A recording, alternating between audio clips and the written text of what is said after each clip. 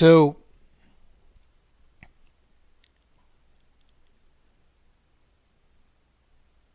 we have we have to, if we're ever going to resolve our problems, being as there is a singular solution for inflation, deflation, and maladisposition, a singular solution for systemic manipulation of the cost or value of money or property, and a singular solution for inherent, irreversible, and therefore terminal multiplication of falsified indebtedness to a purported banking system.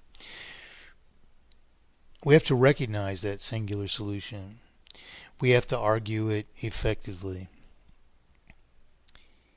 And this doesn't mean that, like the fellow who's claiming money is created of nothing, that we walk away hearing an explanation for terminal failure that we're suffering, that we walk away and hibernate somewhere as if we know that it's going on and that's enough, or the best that we can do. You see, if we were all united in our purpose of establishing mathematically perfected economy, there would be no way that any usurped government in the world would prevail over its people. I mean, why, after all, would a soldier, for instance, impose usury upon his own people, knowing that his whole life would be deprived of prosperity to a like extent? Even if he was a soldier for his whole life, this would be a very modest existence compared to what would be available to him otherwise. What's more, it would be a very ungratifying experience of forcibly imposing involuntary servitude upon his own family, upon his own neighbors, upon his own state or province or territory and country and the world. For what? So he could suffer under it too. You see, we have to unite. We have to realize that, it's not good to say, I understand it. I know what that guy's talking about, mathematically perfected economy. It's an obfuscation of the currency. You have to be able to tell us what that obfuscation is, because that's the only way you can convince anyone else as well. And the only way that we're going to unite is by common understanding of an irrefutable fact of singular cause, singular solution. As a good friend, Patrick Hedemark, used to tell me, it's one problem, one solution. That's more or less the slogan he came up with for mathematically perfected economy. One problem, one solution. Patrick was a great man. And that's it. We have to spread the word amongst each other. People will tell me, for instance, well, it's only people with computers that, can even find out about this. And I'm thinking, well, but how many people don't have a computer? And nonetheless, what's the difference? Why isn't somebody explained to you who don't have a computer, and you're complaining that you don't have a computer, so how are you going to learn about this? Why isn't somebody explained it to you? Why aren't we going home and teaching our children about these things? I know people who are. Vincent Bourne has taught his children about mathematically perfected economy, and they're very competent in it. Many other people have taught their children. Patrick Hedemark taught his children about mathematically perfected economy.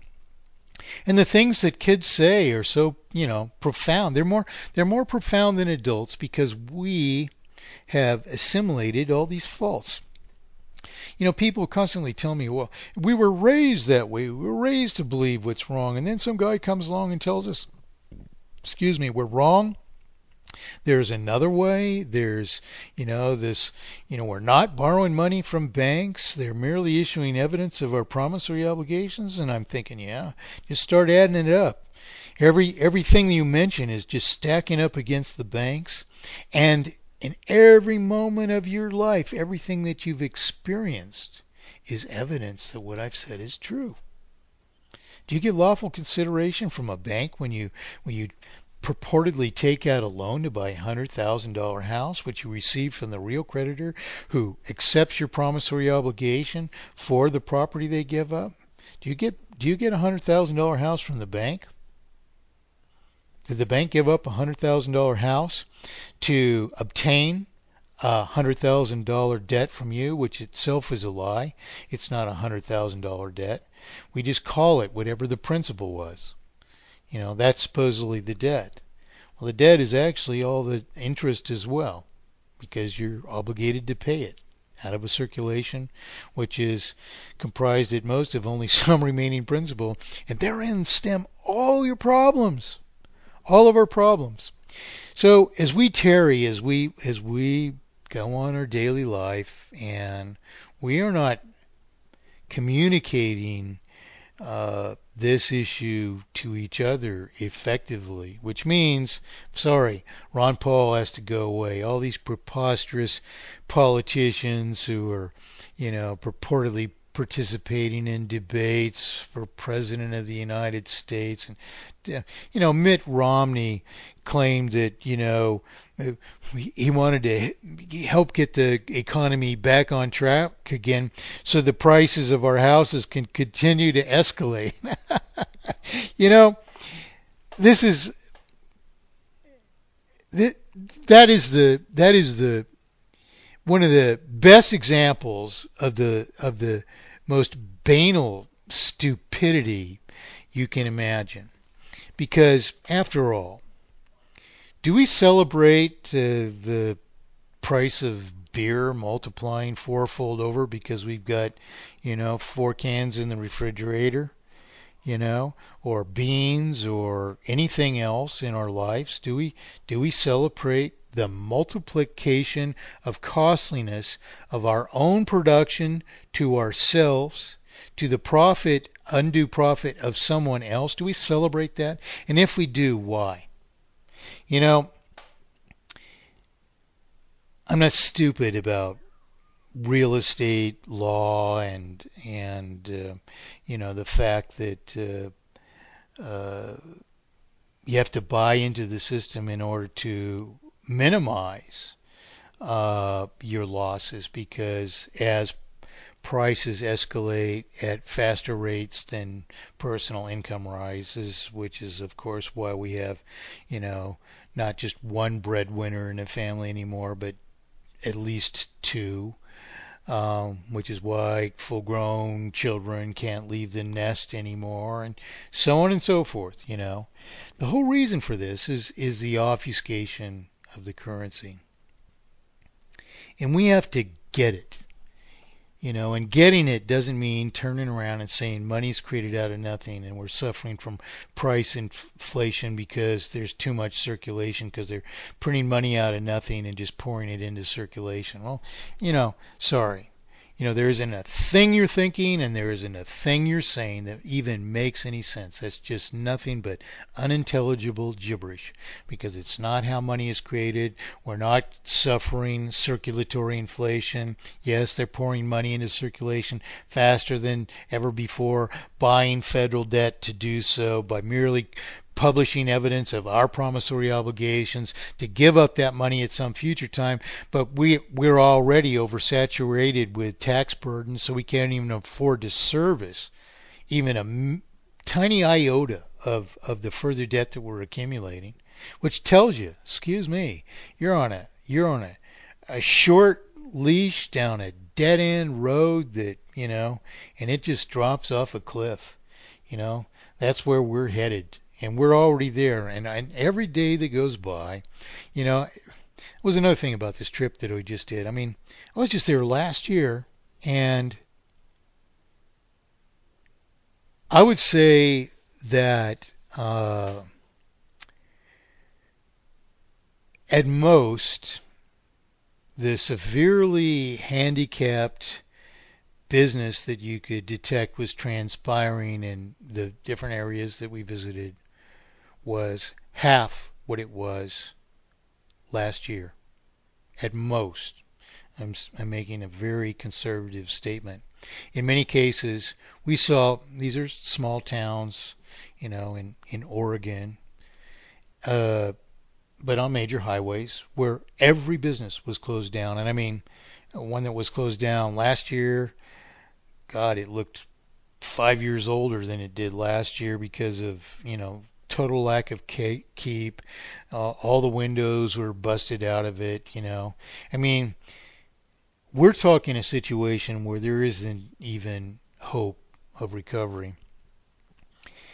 And so we have to get on top of all of these things, and yet everywhere we look, we see evidence of how much we are lied to by a government, by governments across the world, which intend to persist in this criminality against us, treason against their very own people. We see it everywhere. I mean, just a while ago, I was looking at an article. It was about Argentina. Argentina has just raised its minimum wage, which is supposedly one of the highest in South America.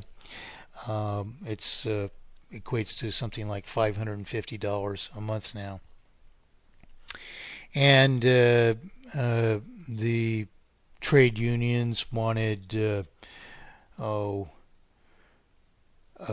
very substantial increase, and businesses wanted very little increase.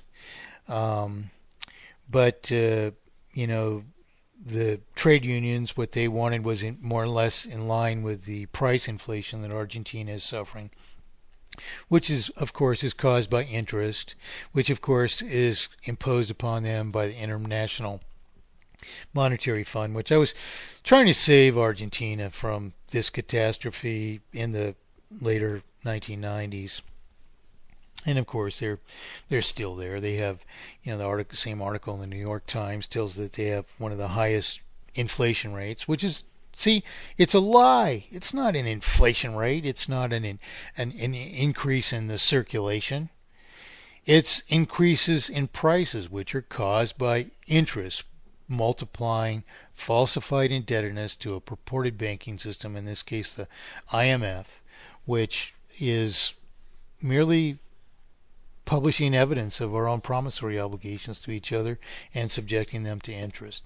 No greater crime was ever committed. And in the midst of all this, the same article mentions that it's widely known in Argentina that government estimates of unemployment dramatically understate the actual unemployment. Well, there isn't probably a country in the world, there certainly isn't a country in the world subject to a central banking system, which means virtually every country of the world, whose government isn't lying to the people, whose government isn't persisting in these crimes against us by no more than evasion. The lying is going on everywhere. We have a larger sized town that's a little over an hour away, and in the early 90s, there were some business people over there who basically calculated the unemployment rate was 20% or higher in the early 90s. And it's only increased substantially since then. There is practically no hope of employment. There are, whole lumber mills where, the whole property and all the, apparatus is reduced to, maybe a tiny log home building operation, which stalled in the middle of a project partially completed project in the middle of a lumber mill. There's a partially erected log home, which would have been torn down and installed somewhere else if it was ever finished. And you know,